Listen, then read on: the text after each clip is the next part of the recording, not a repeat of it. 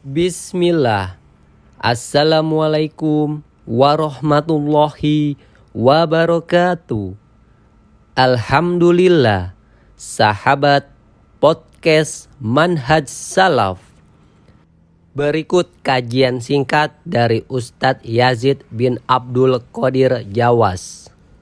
Sekarang kiat-kiat kita untuk istiqomah. Yang pertama taubat. Jadi kalau kita ingin istiqomah, taubat kepada Allah Ta'ala. Taubat dengan taubatan nasuha. Saya mau tanya kepada antum.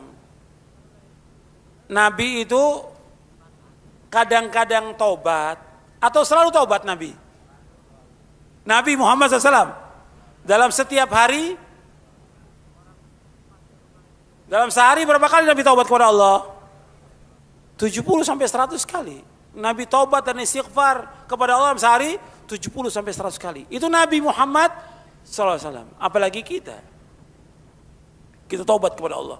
Allah merintahkan kepada kita, ya ayyuhalladzina amanu tubu ilallahi taubatan nasuha. Wahai orang beriman, taubatlah kepada Allah dengan taubatan nasuha. Taubat dengan taubat yang jujur, taubat yang benar, taubat yang ikhlas, taubat yang tidak mengulangi lagi perbuatan dosa. Taubat kepada Allah.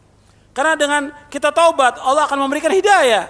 Orang yang selalu taubat dan kembali kepada Allah, Allah berikan hidayah. Allah sebutkan dalam surah Ar-Ra'd, Innallaha yudhillu man yasha wa yahdi ilaihi man anab. Allah menyesatkan siapa yang Allah kehendaki, Allah menunjuki siapa yang kembali kepada Allah yang taubat. Begitu juga Allah berfirman dalam surah Asy-Syura ayat 13, Allah yajtabi ilaihi man yasha wa yahdi ilaihi man yunib.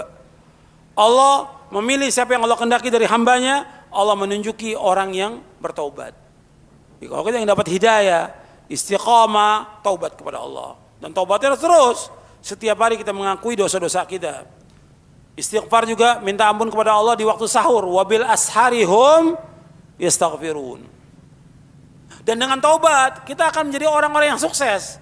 Allah berfirman dalam surah An-Nur, wa tubu ilallahi jami'an ayyuhal mu'minuna la'allakum tuflihun. Bertaubatlah kalian wahai orang beriman agar kalian menjadi orang-orang yang sukses. Orang yang beruntung. Taubat kepada Allah. Supaya istiqomah, taubat setiap hari. Dan ini taubat terus. Taubat awal perjalanan seorang hamba, pertengahan dan akhir. Seperti yang dijelaskan oleh Al-Imam Ibnu Qayyim dalam kitabnya Madarijus Salikin. Yang kedua senantiasa mentauhidkan Allah, menjauhkan syirik. Jadi harus betul-betul kita istiqomah. Karena mana istiqomah? Istiqomah di atas tauhid yang pertama kali. Menjauhkan syirik. Coba kita introspeksi pada kita. Kita ini sudah benar belum tauhid kita tentang rububiyah tadi yang saya sebutkan. Uluhiyah kita, asma wa sifat. Tentunya kita harus belajar lagi tentang kitab tauhid. Selesai, ulangi lagi. Selesai, ulangi lagi kitab tauhid itu. Usulus salasa, ulangi lagi kitab tauhid. Oleh Syekh Muhammad bin Abdul Wahab, ulangi lagi selesai. Baca syarahnya Fathul Majid, ulangi lagi. Manfaatnya besar itu. Tambah keyakinan kita, tambah iman kita kepada Allah Ta'ala. Kita harus mentauhidkan Allah, jangan sampai kita jatuh dalam perbuatan syirik. Kemudian berusaha untuk konsekuen dan konsisten dalam ketaatan kepada Allah. Jadi terus taat kepada Allah, jangan musiman. Terus setiap hari. Kalau kita kemarin Ramadan bisa melakukan ketaatan, kenapa sekarang nggak bisa? Terus berusaha kita untuk taat kepada Allah. Salat malamnya kita lakukan lagi, baca Qur'annya kita khatamkan lagi dan baca artinya, baca tafsirnya. Sedekah kita jangan cuma Ramadan, sekarang juga lakukan. Zikirnya kita, baca bukunya dan yang lainnya. Coba dawamkan dalam perbuatan taat kepada Allah Ta'ala. Kemudian yang keempat, untuk bisa istiqomah, muraqabatullah, selalu merasa diawasi oleh Allah. Selalu merasa diawasi oleh Allah. Jadi merasa dilihat oleh Allah. Supaya kita, kalau kita merasa diawasi, betul-betul kita hati-hati. Jangan sampai kita berbuat dosa dan maksiat. Yang kelima, muhasabah, selalu introspeksi terhadap amal yang kita lakukan.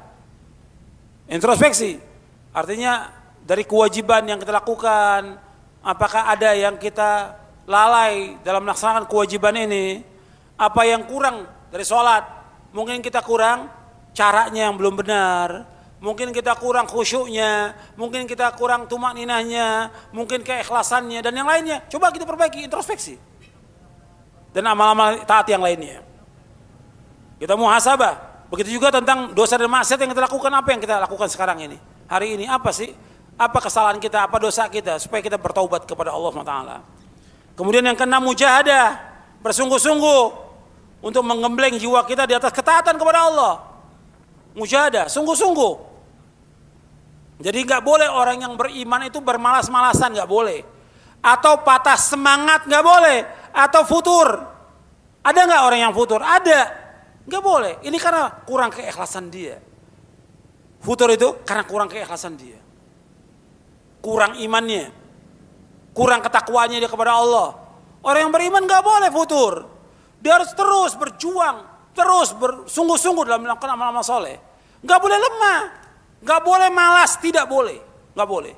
Nabi bersabda sallallahu alaihi wasallam, al-mu'minul qawiyyu khairun wa habbu ila Allah minal mu'minid dhaif wa fi kullin khair. Wa fi kullin khairun ihris ala ma yanfa'uka wasta'in billah wa la ta'jaz. Dan seterusnya di sini sahih Muslim. Kata Nabi, mukmin yang kuat lebih baik dan lebih dicintai oleh Allah daripada mukmin yang lemah. Pada keduanya ada kebaikan tentang imannya. Hendaklah kalian berkemauan keras, bersungguh-sungguh kepada apa-apa yang bermanfaat bagi kamu. Minta tolong kepada Allah, jangan lemah. Enggak boleh kita lemah, enggak boleh kita malas. Meskipun kita kena musibah, ada masalah, ada muskilah, ada problem, tetap jalan dalam taat kepada Allah. Enggak boleh kita lemah. Kalau kita orang yang beriman, kita yakin bahwa semua Allah sudah takdirkan 50.000 tahun sebelum Allah menciptakan langit dan bumi. Orang tua kita meninggal, anak kita meninggal, ada masalah yang lain yang musibah, Allah sudah takdirkan.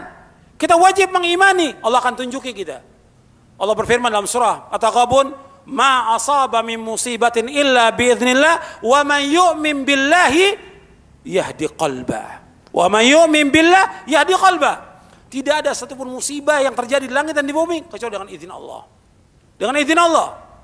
Barang siapa yang beriman kepada Allah, Allah akan tunjuki hatinya. Ditunjuki hatinya. Maka imani semua itu.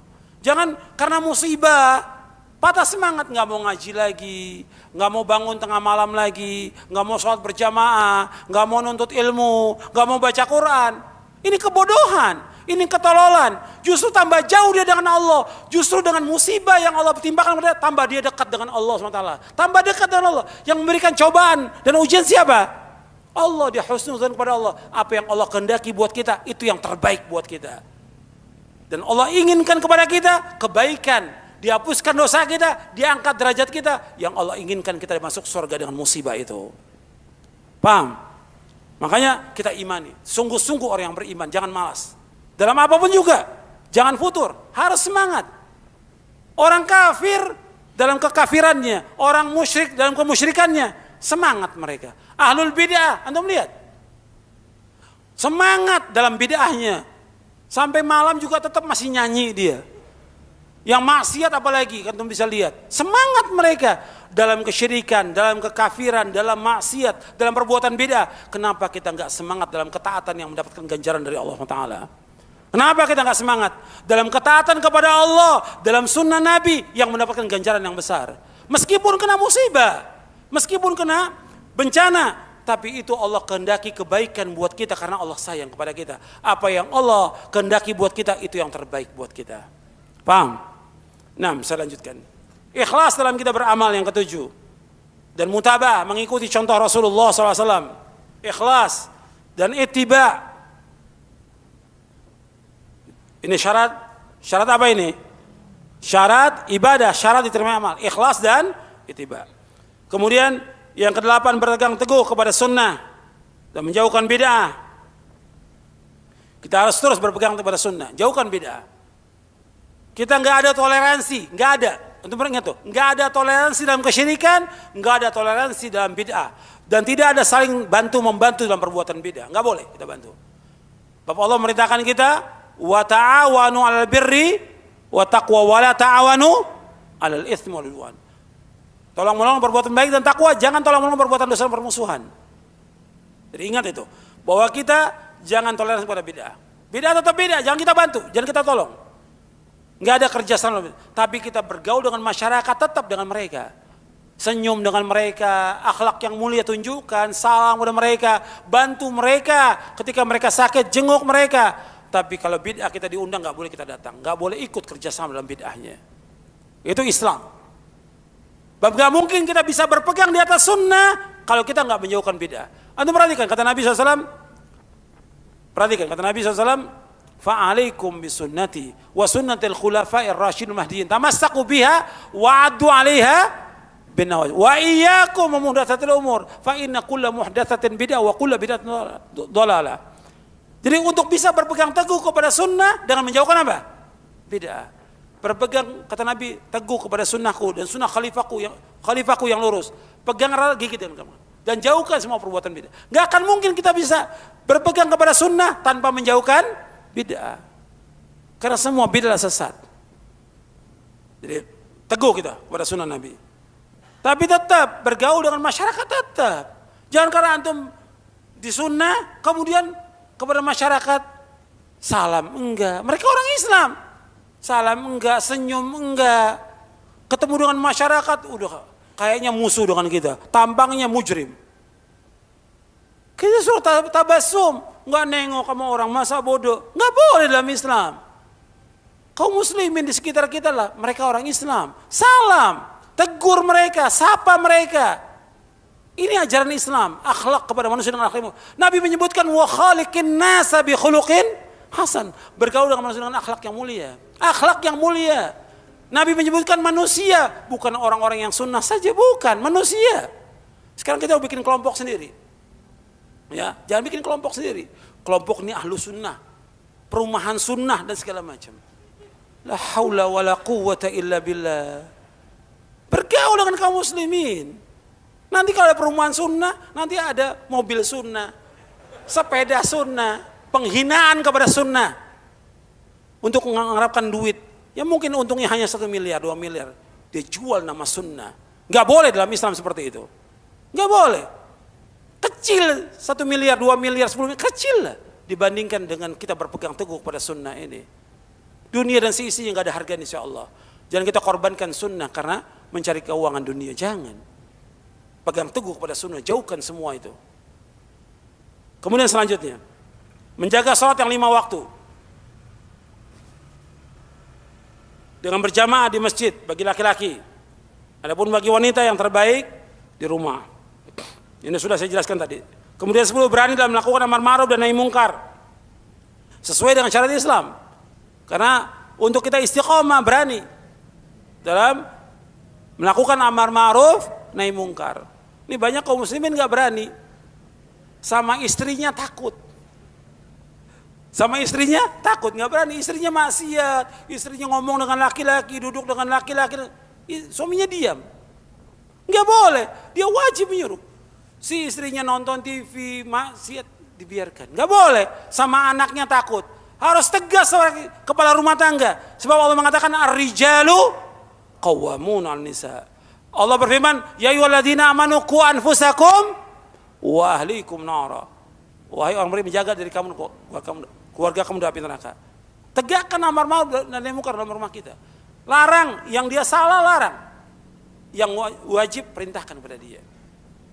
Kemudian baru sekupnya kepada yang lain. Yang penting pertama kali rumah tangga dulu, baru yang lain. Kemudian yang ke-11 senantiasa menuntut ilmu syar'i dan mengamalkannya. Harus terus menuntut ilmu sampai wafat.